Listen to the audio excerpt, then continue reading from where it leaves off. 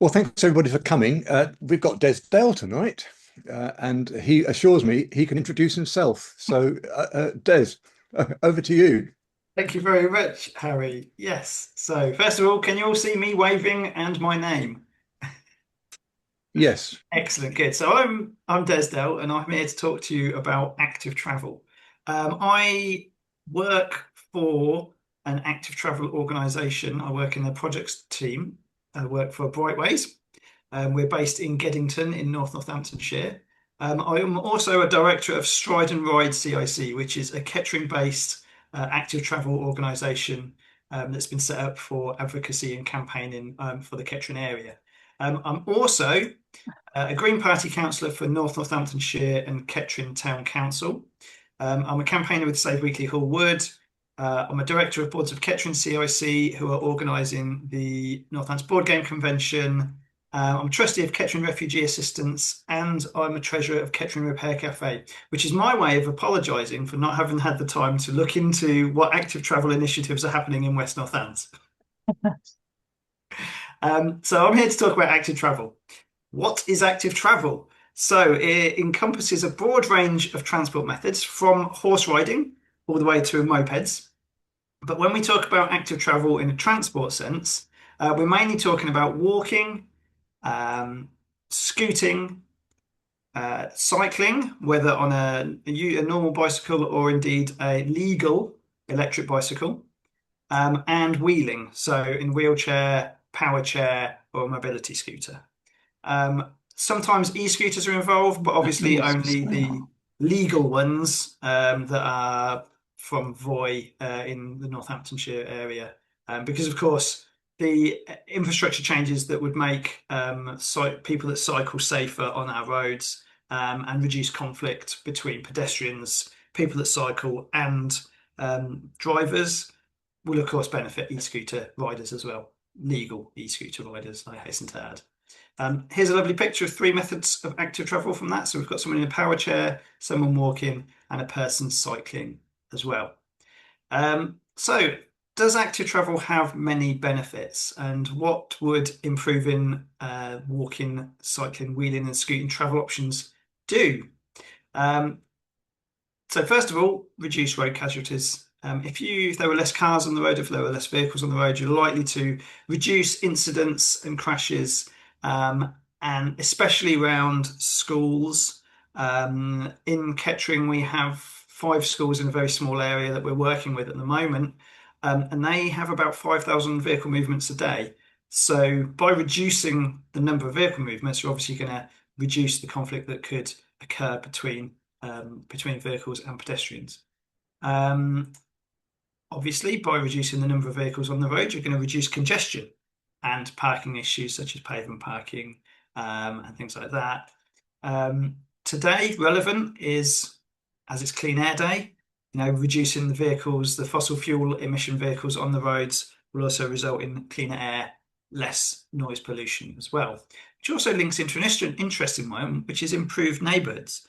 The more people that are actively using streets, the more community that is built, and actually the less ASB that you get, the less antisocial behaviour.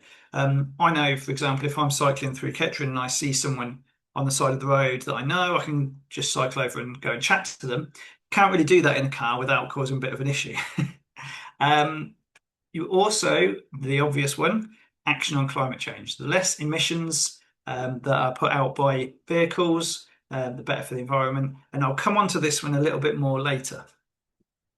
Access to jobs, easier recruitment. If there's quite a lot of people that are not able to actually drive, whether they are young people that can't afford to drive, people from low incomes that can't afford a car, because cars are very expensive to run, to maintain, to insure, to tax, to fuel, especially at the moment. But also there are quite a lot of people, for example, my boss Alison Holland's, one of her relatives actually got diagnosed with epilepsy, so can never drive. So there's this sort of hidden people, because driving a car is the default. As soon as you get to 17, it's a rite of passage, really, isn't it? You learn to drive a car, you get a car, and then you are just somebody that has a car for the rest of your life. So there's this sort of hidden hidden people out there that just don't have access to a car. And of course, as we know, our public transport system isn't as good as it could be. So giving people these different transport options is a real improvement for them. Another one, which may surprise you, is a thriving local economy. There's been studies done and reports are out there that if you make it easier for people to walk, cycle, scoot to your town centres, to your high streets, dwell time increases, so the amount of time people spend there, and also they spend more money. If you're not like diving into town, getting a parking ticket, a ticket in the car park, and then racing to go back to get it. If you're spending more time there, people tend to spend more money there as well. So it's actually really good for the economy. And of course, the obvious one is your mental and physical health.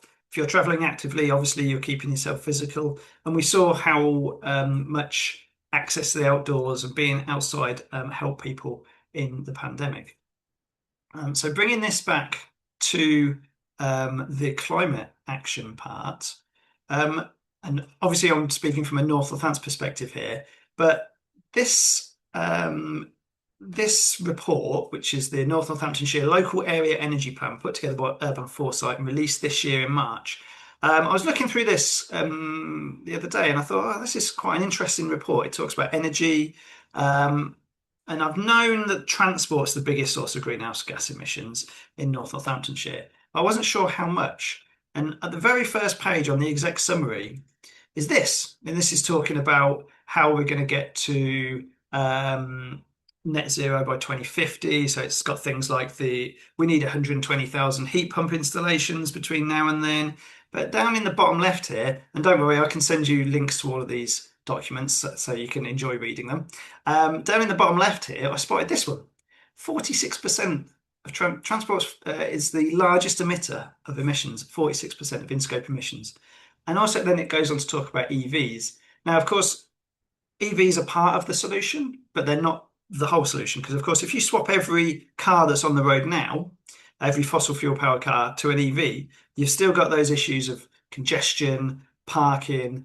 So you kind of really need to think. We need to think about how we reduce the number of cars on the roads. Obviously, some people will always need a vehicle, but again, and also, there's still quite a lot of tyre wear, brake wear that comes from EVs, as well as it's not just about tailpipe emissions. So there's that figure again, 46%. As somebody that's I've been in the Green Party for 11 years. I've been active on trying to address the climate crisis for a good many years. I've always sort of stumbled to think, what can I do locally to be able to have an effect on this? And this number here, this 46%, if I can campaign and advocate for more active travel, I could have an actual tangible difference on this number. Don't make a tangible difference on this number. And you might be thinking, oh, hang on, there's quite a lot of warehouses around this area. Is most of this transport emissions come from HGV movements? Well, later in the report, it has this that does show that actually cars are the bulk of the emissions. So bringing it back then to our local area, we had this adopted in 2023. It's the Local Cycling and Walking Infrastructure Plan, or LCWIP, or LSWIP as it's also been known. Corby and Wellingborough and Rushden also have these. These are the plans for where infrastructure improvements can be made in a town. They are, of course, just the plans, because you need the funding to be able to build the routes as well. We're hopefully getting some funding in the next couple of years to be able to build out one of these routes, which will be brilliant. But when we're talking about these LCWIPs, we're also talking about connectivity between towns, which of course is the greenways. I think you must have a greenway map as well in West Northamptonshire. This is the greenways planned for North Northampton. This is over a 10-year period.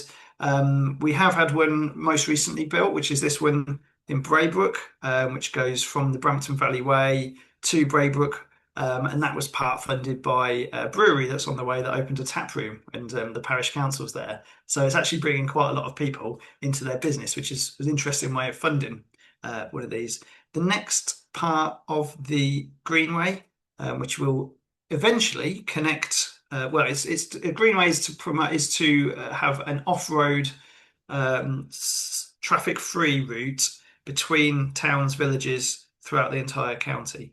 Um, it's mainly been built for leisure, but I've met people that said, they've got an e-bike, they could commute to Corby, they could commute to Corby off the road.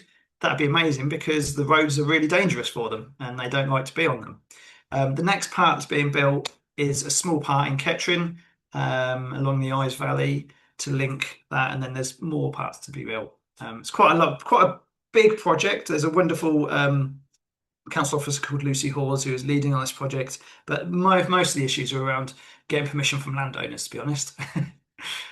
You may have seen recently in the news that the Active Travel England have released their third cycling and walking investment strategy, the CWIS 3. We love an acronym.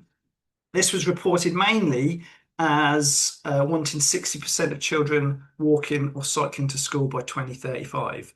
I think the real key here is the hook on using children. We've seen quite a lot of made up culture war stuff about the war on motorists and things like that. But I think they've finally cottoned on that by talking about making it safer for children, then nobody's going to argue with that because, everybody wants their children to be safe. What does this actually mean? In the first document, it says, the vision is for walking, wheeling, and cycling to be safe, easy, and accessible for everyone. And they're setting a target of 55% of all short journeys in towns and cities to be walked or cycled by 2035, which is a really good target. Hardly any journeys that are within 3 miles or 15 minutes need to use a car, really. Unless, of course, you have to use a car because you've got a disability or some other reason.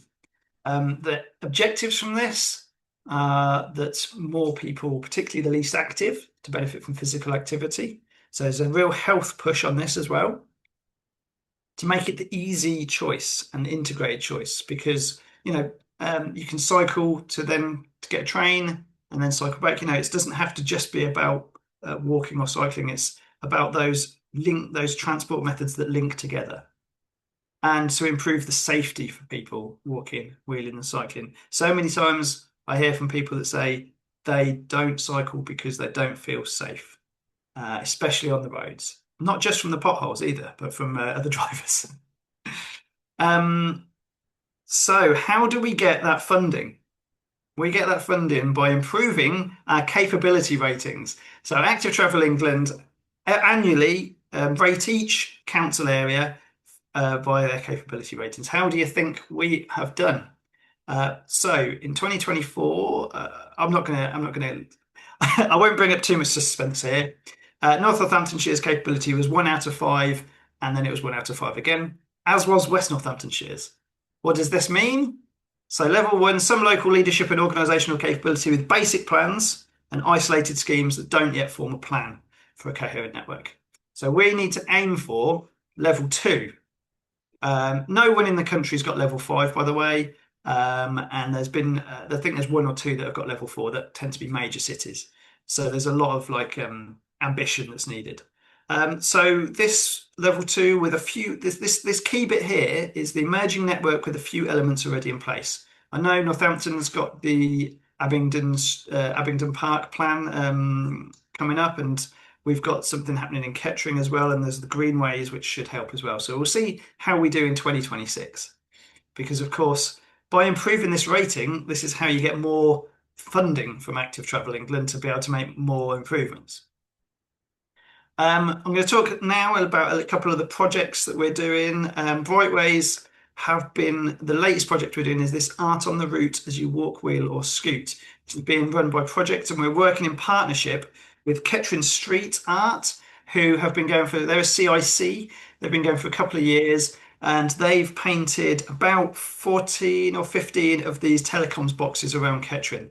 They're really brightly done. They use local artists, They get the permissions from Virgin or from BT. This was one that they Brightwayz actually commissioned in the Horse Market area of Kettering, which is one of the main places where the buses pick up people. It's really lovely, and we're really happy that this project is going on. It's also involves Laugh Out Loud Theatre Company because there's going to be street performances and theatre elements that go into local schools.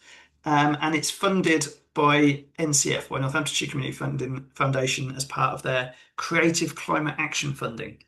So the first thing that we've done is paint a massive mural on the side of a building. This is Daisy and Sally, who spent 2 weeks about a month ago up on this scaffolding painting this mural. It finally finished a couple of weeks ago and looks like this. So as you can see, it's active travel themed, as it's called Art on the Route as you was it cycles walk cycle and scoot, sorry. You can see some elements down the bottom here that were actually where Sally went into a local primary school, got the children to design some to make some designs, and she's actually incorporated them into the mural itself.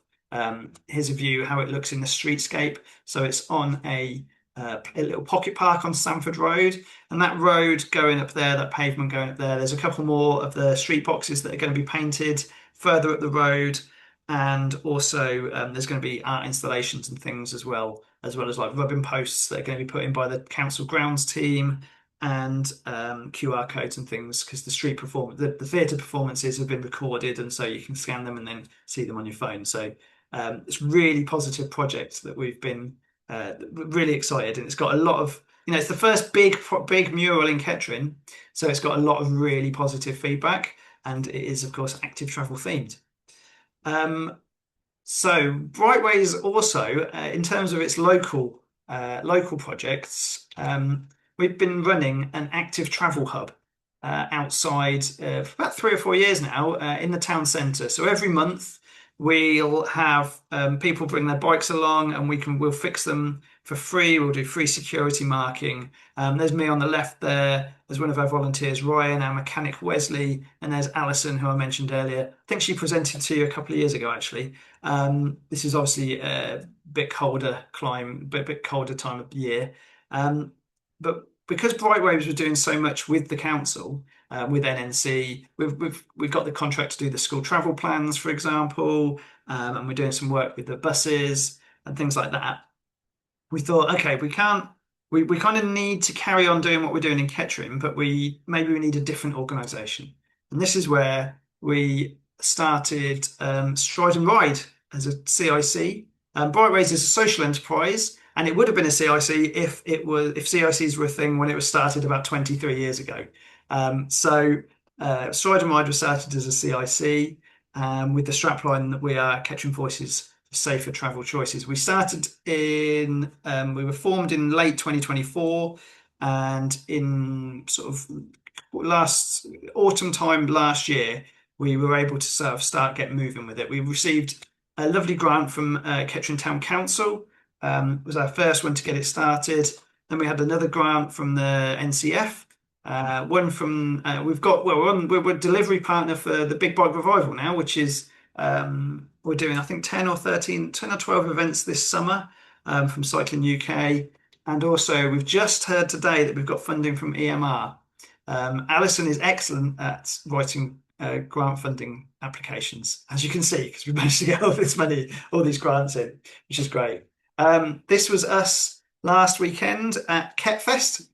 So we had a brilliant stall there. This is a cargo bike that we're riding that we borrowed from Hanwood Park, which is one of the developments outside of Kettering. And we've sort of decorated it, and we were taking people for rides around. We took the mayor around, we took a few other ones. This is Alison Bagley from the Northampton Telegraph, who I rode around the packed town centre as she filmed for the paper. And also this is Wesley. We did quite a lot of bike fixing that day as well. And we are very active in the town centre, very visible, because we want everybody to be able to, if they've got a bike, to be able to use it. So many bikes end up in the shed, and they've got a puncture and something like that, and they never emerge again. So we really want to get people back out cycling and make it as easy as possible for them.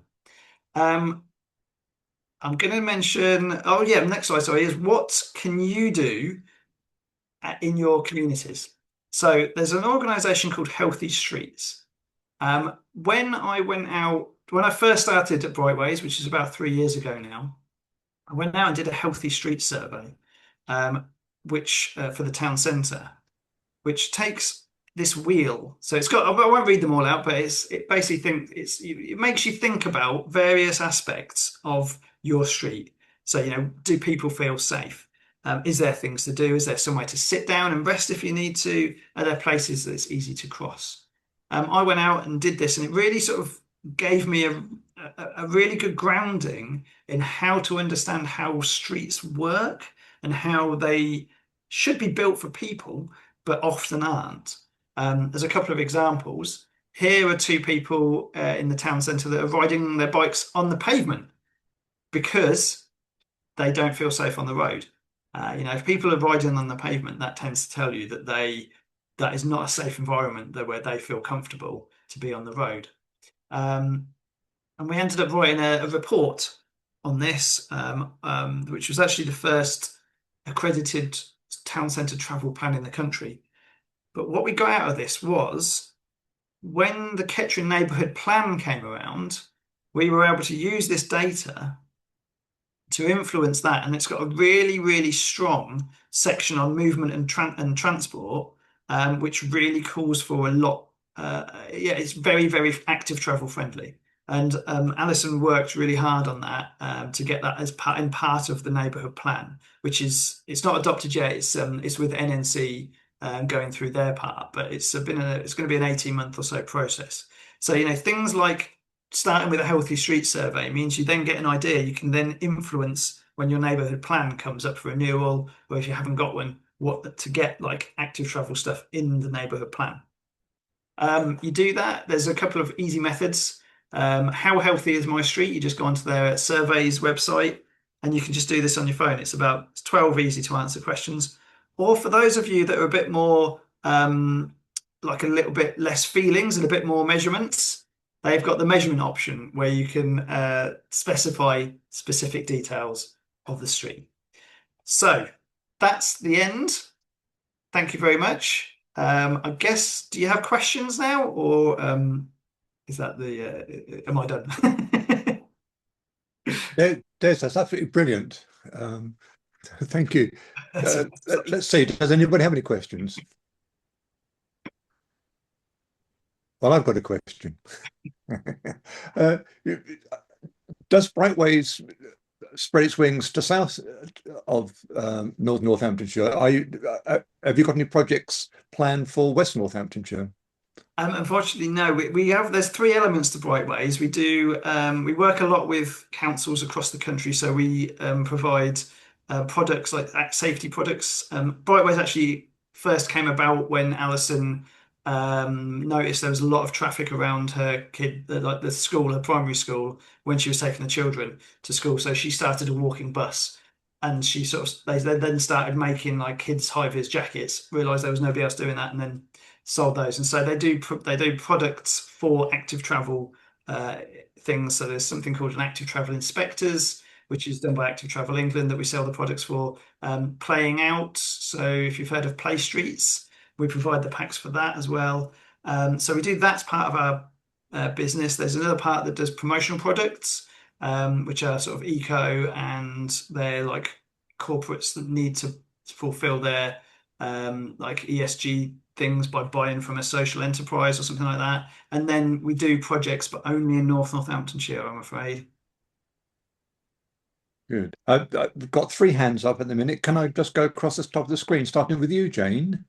Yes, sorry, my question is it's slightly related. I was looking at that map of greenways that you showed, and I have to say I haven't heard of there being a map of that in West Northamptonshire. I'm going to go looking for it. But so is the council in your area working with ours? Because I noticed that there was a line that led across to Northampton. I believe, yes. Yeah, Lucy Hawes, who I mentioned earlier, she's amazing. She's got so much energy for this. She's also trying to link up with Leicestershire, with all of the surrounding counties to get those because they don't stop the No, paths. exactly. It's completely artificial. Yeah, Yeah, exactly. yeah. Okay, no, that's good to know. Thank you. Mike, where are you? You've disappeared. I'm here. I'm here.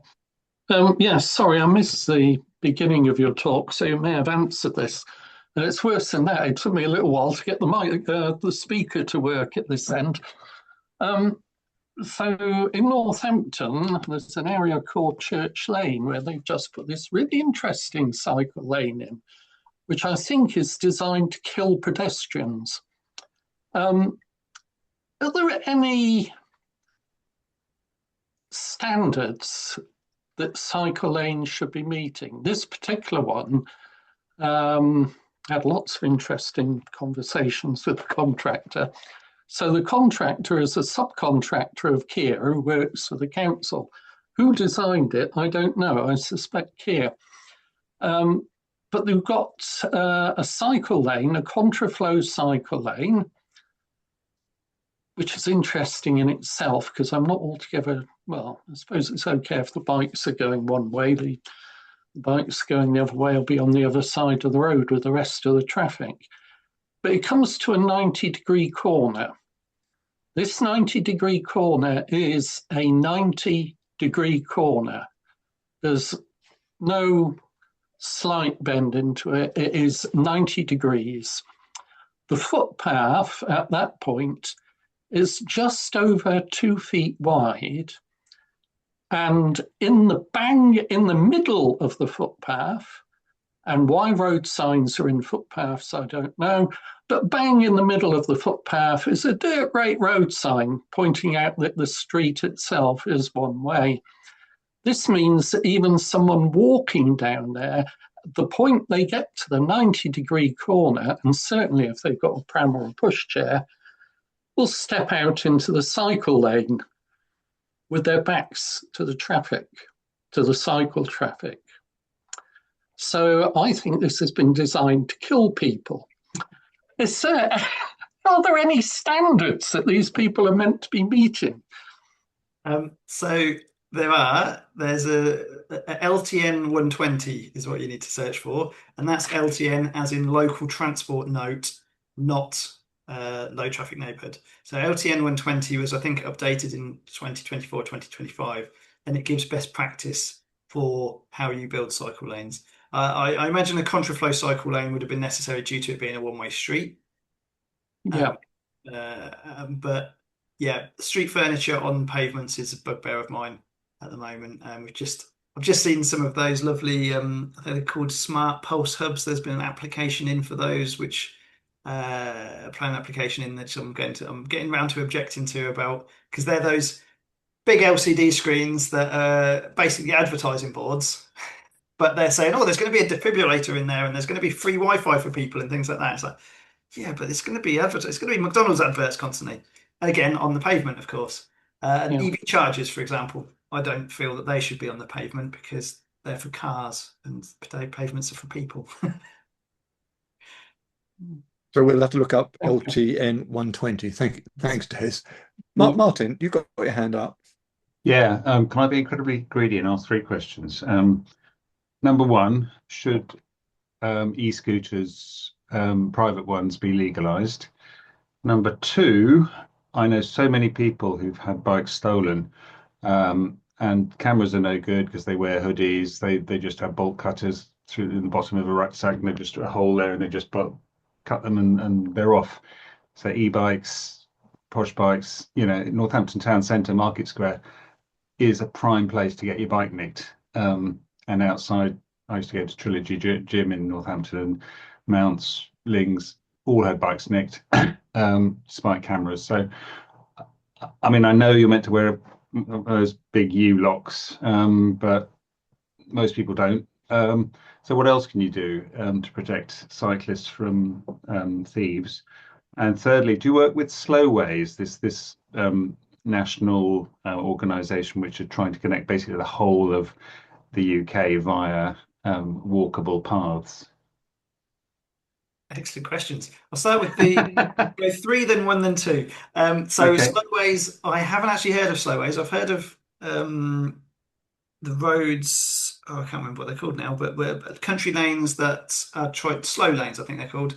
So where you get a country lane and you try and make it 20 mile an hour, so that it's safer for people walking in rural areas, of course, because um, there's probably not going to be the infrastructure investment in the cycle lane to link two villages. Oh, But if you had I think it's called a slow way or something like that. I'll remember after this and go, oh, I'll that's put the link up on. brilliant. So no, I'm not aware of that, but thank you very much. Number one, e-scooters. I think the issue is that people are using them anyway. And I know we've had the Void trial since, I think was it during COVID or before COVID? So the trial has been going on for a very long time. I'm not sure it should be called a trial anymore. Um, but the trouble is they're here to stay.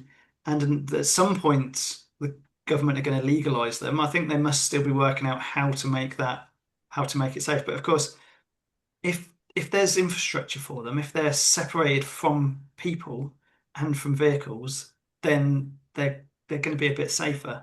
But yeah, you're right. It's a bit of a because it is a useful form of micromobility, but it's the people that misuse it. Yeah. Same as everything else. Yeah. Yeah. And in terms of bike security, yeah, I always take a D lock and another form of lock, either a chain or a cable lock, and lock in two different places on my bike. I always tend to lock the most expensive part first. So that's usually the frame, unless it's an e-bike, in which case it's the wheel with the motor in it. But in terms of better security, you need manned active travel hubs, like manned areas where you can leave your bike all day. At Kettering train station, there's a fob access to a camera controlled room that you can leave your bike in while you're on the train. There's Leicester have got a really good place in the town hall where you can go and park your bike. It needs to be, you need something like that. Or have you seen the bike hangers that you get in Bristol or in London? Those they look like little bunkers. They take up a Oh parking yes, yes, yeah, I know the ones. Yeah, yeah, yeah. the council can rent those. People can rent those for something like £10. Don't think it's £10 a month, but you can lock your bike in that, and that's like gold, secure, standard.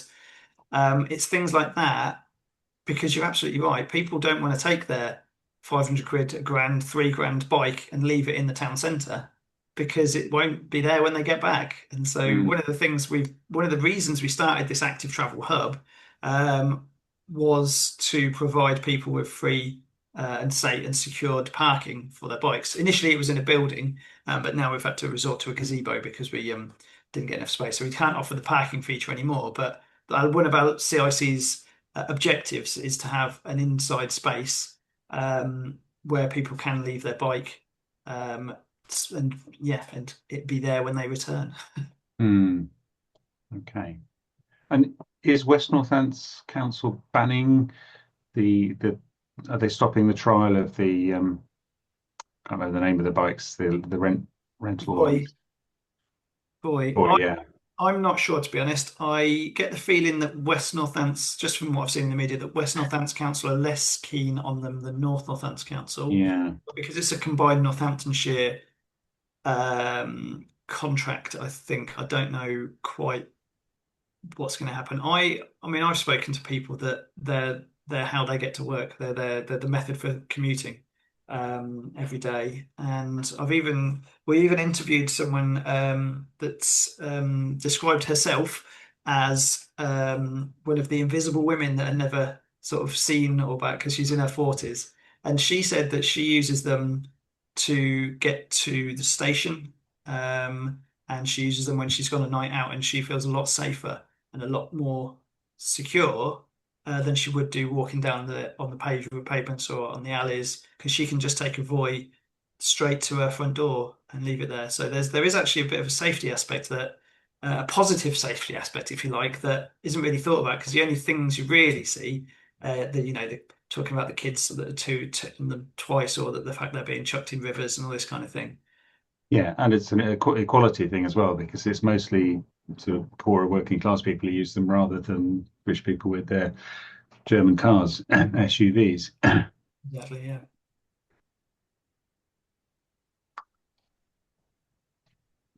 Thank you. That's right. Thanks, Matt. I can't see any more hands. Oh, Christy's got a hand up now. Oh, I beg your pardon. I Go was on. waiting till that really interesting conversation finished. Thank you, Des. I found that really fascinating. I too am in West Northamptonshire, and we have absolutely nothing like that.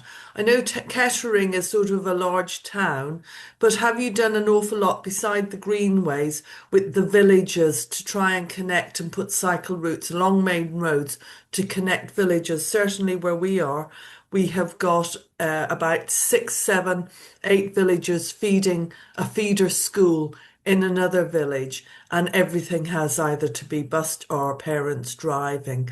Are there activities like that happening? So we've done cycle training. We did a project a couple of years ago with called Bike Life. It was called, and it was about adult cycle confidence training. Because I mentioned lots of people have got a bike, but the last time they rode a bike might have been when they were a teenager. So people want to be able to ride a bike, but haven't got the confidence. So we did training sessions where we did like some playground sessions with a cycle trainer, and then we took them out on the road so they could get like that confidence to be able to ride again. We did things like that in various places, Oundle, for example. I'm talking about linking up between villages and sort of smaller villages.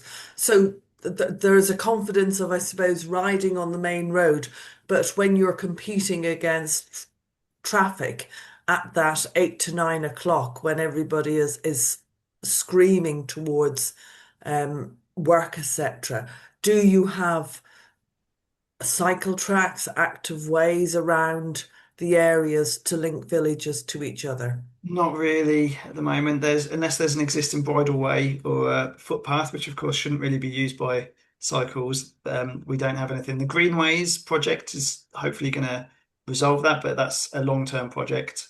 And that we need to talk to Lucy and try and get that into West Northants as well. Thanks for your help. That's all right. Sorry about that, Christine. Hello, Rupert. Do you want to say something? Well, I've got several points. When we used to live in Cranfield, the school obviously rewarded the kids that arrived by active travel by walking or cycling. But they had a rule, because it was a rural area, the parents could leave their cars in the pub car park, which was a mile away. So they only had to walk or cycle the last mile, which made sense really, because they're in a rural area. Are there any likelihood that cars will have to be made smaller in future?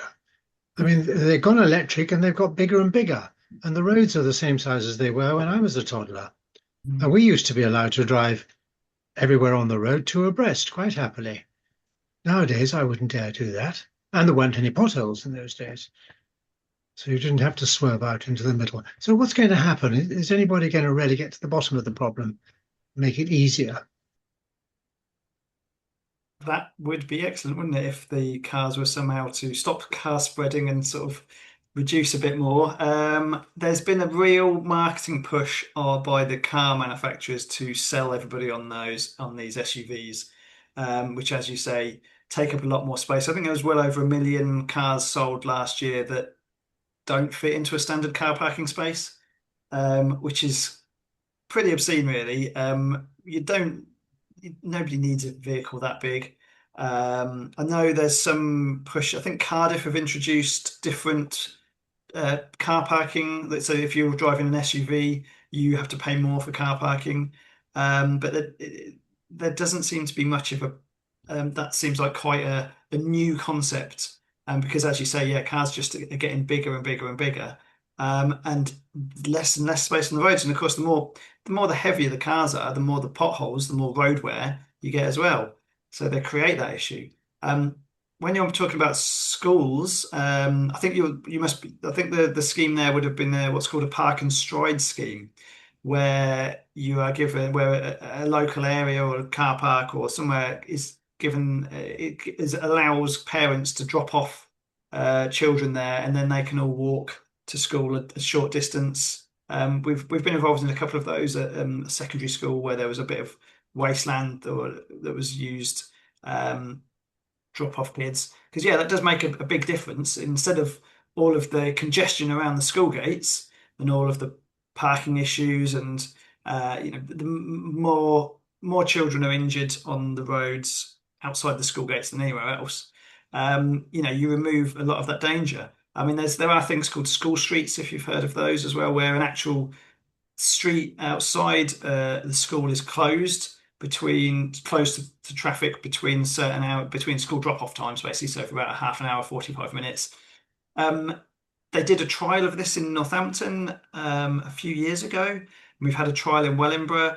They weren't particularly successful because the ones that were run here relied on volunteers and relied on parents and people doing it. The more successful ones, I know Shrewsbury's got about 8 of these that are being rolled out, are run by, they're controlled by ANPR. So residents obviously can get access to it, delivery drivers, things like that. But parents have to park or drop off their children further away, which spreads the cars out in a wider area, but also increases active travel because parents feel their children are going to be safe coming out of the school gates, and they're going to be able to, there's much less danger there. We've spoken to schools, head teachers here in Kettering who have said, I've tried to get parents to drop off their kids, but they're worried about dropping them off too far away from the school because they have to walk, and then because of all the other cars there. So what they do is they drive their cars to the school gates to drop them off, which is obviously catch-22, isn't it, really? But yeah, I hope that helps, Rupert. Thank you for your questions. Well, the other thing was that the schools actually rewarded the kids that came by active travel, and the house in the school that got the most points in a term or half term or something got a prize. So there was an element of competition amongst the kids to get everybody to take part in this thing. Yes, absolutely. So as I mentioned, Brightwayz we're doing school travel plans for the North Northamptonshire Council. So we've got it's a 2-year project. We're working with about 15, 20 schools so far this year. The first part of that, because it goes through something called Mode Shift, which is the organisation that accredits the schools with their travel plans. And there's 4 different levels of accreditation you can get. The first thing we do there is we get the teachers to just do a quick hands up survey of how did you get to school today? Did you come by car? Hand up. Did you walk? Hand up. And then you do how would you like to get to school today? How would you have liked to have got to school? And we invariably find, especially in primary schools, the majority of children would prefer to walk, scoot or cycle to school rather than be dropped off in the car. Then we do various interventions projects with the school over the year. My boss loves dressing up, so we do walk to school with Santa, walk to school with the Easter Bunny, walk to school with an astronaut, and we have these events that are then publicised out in the school's newsletters, where we get kids walking, say 20 minutes to school. We all meet up, and it sort of shows them that actually walking to school is an option. And there's various other things that we do into school. So we do a survey on the school grounds to see what's there, if there are enough bike racks, if there's scooter pods where kids can park their scooters and things like that, and what improvements can be made. And then after a year, they're reassessed, and hopefully that level of how did you get to school today actively is increased, and then they get their next accreditation level. And so we sort of go on, and then they get a travel plan document that they can refer back to as well to see what. And there's lots and lots of I can't remember the word, but interventions. I'll say interventions that can be made that other schools across the country have done, that they can go, okay, we can pick from a list, and we're going to do these ones and these things and these things. And part of that is, of course, being rewarded for things. Yeah. But it all relies on somebody with enthusiasm to push it, doesn't it? Yes, the most important thing in the school is to find somebody that's really passionate about it that will lead the project in the school. Yeah. Yeah. Thank you, Rupert. Jane. Yes, in the a multiple question again, but so I live in a village which is what they call a service village, which is Bugbrook, and we've got a secondary school in our village, and there is a cycle stroke footpath between Bugbrook and Kissingbury, which is the nearest village, and it's also on the route into Northampton. That cycle path is not fit for cycling on.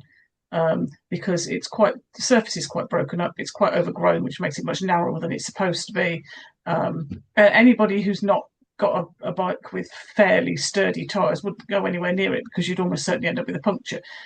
I've reported it a number of times and been told that it's not considered to be bad enough to be in need of repair. But it would genuinely be a huge improvement for that school, because there's actually a really nice cycle route from Northampton into Kislingbury, but the Kislingbury to Bugbrook one is just horrible. So, is it fine for cycle paths to be in that sort of condition? Are there standards and regulations around that? Or is it just a question of keep badgering the council until they give in? So it sounds like it's a shared cycle path with pedestrians. It is, yeah. Which I mentioned LTN 120 earlier. That's not standard nowadays.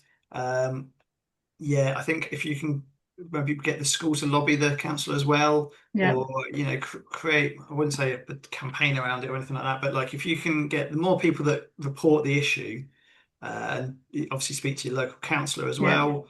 I've done that, yeah. See if they can get okay. Yeah, I shall keep pushing them. It just seems like such a missed opportunity that they're looking at active travel plans and talking about creating new cycle paths, and they're not properly maintaining the ones they've already got. It just doesn't. It gives you little faith, to be honest. It can be odd how they prioritise what gets fixed and not. Yeah, thank you. Thanks, Jane. Martin, question number 4. Yeah, come on. Well, it's partly a question. I just want to go back to what you were saying about big, heavy cars and things, because when I was looking at PM 2.5s, which are these very small particles which just don't touch the sides and go straight into your bloodstream, and cause huge health consequences. Apparently 21% of that is caused by road vehicles. And I assumed it was all diesel fumes, but actually 18%, not 18% of it, 18 of the 21% is brake wear, tyre wear, road wear. It's not actually diesel fumes at all. So with heavier cars, with electric cars and bigger cars, SUVs, obviously this problem is only going to get worse. I mean, they're going to, I think, plus obviously the pothole issue as well. I believe that there's going to be a pay per mile charge introduced for electric cars, which might fund the potholes to some extent, but it's not going to help the PM 2.5s. And do any of the political parties have plans to selectively, put 10 times road tax for SUVs to try and get rid of these monstrosities from our roads? That's a good question that I don't know the answer to, even though I feel that I should, being that I'm a Green Party councillor. Yeah, there does need to be something done about them, but I don't know quite what. I mean, I have an EV myself. I've got a Leaf, which of course I've got one of the older Leafs that say zero emission on, but of course they're not zero emission unless you're really good at using the regen feature on so slowing down without touching the brakes. But yeah, most cars don't have that, and certainly most drivers don't use it.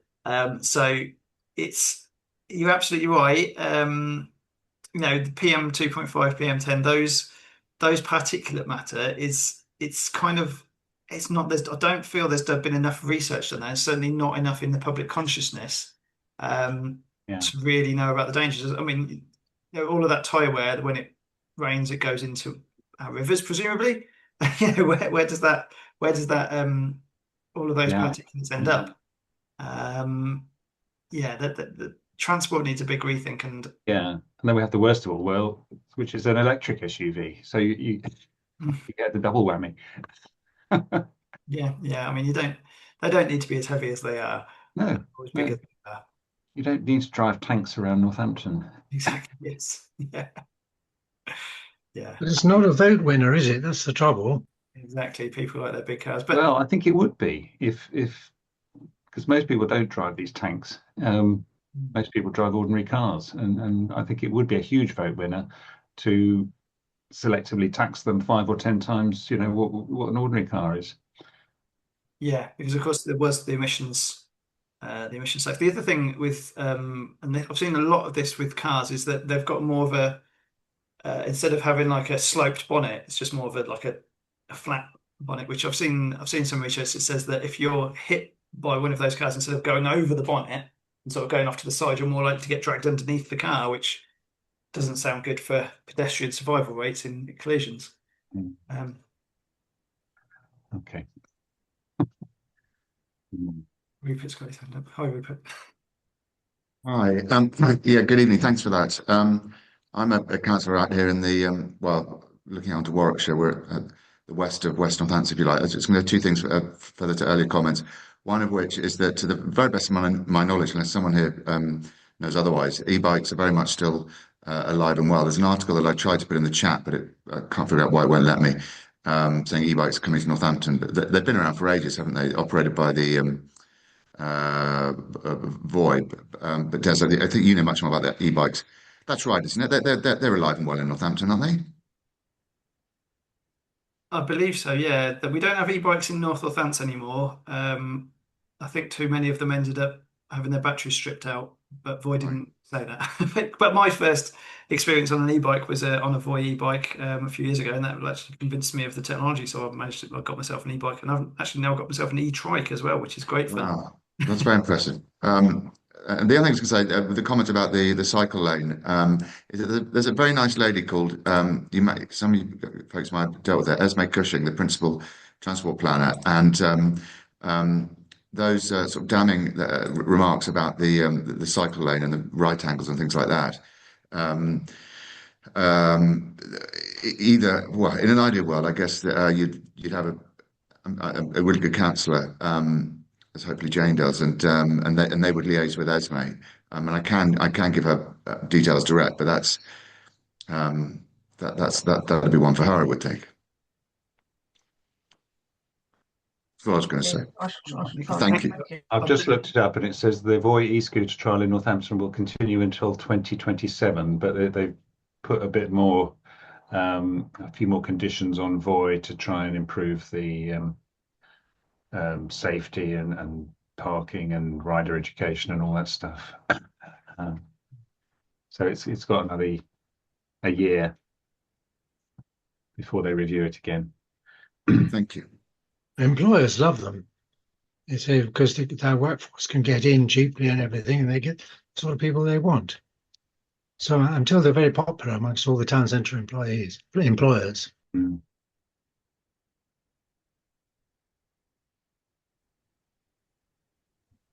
Can't see any more hands up. That's because there aren't any. You're not missing any. Okay. Des, brilliant. Thank you very much. Really good. Thank you. Very, very interesting. We'll let you go off and do one of your many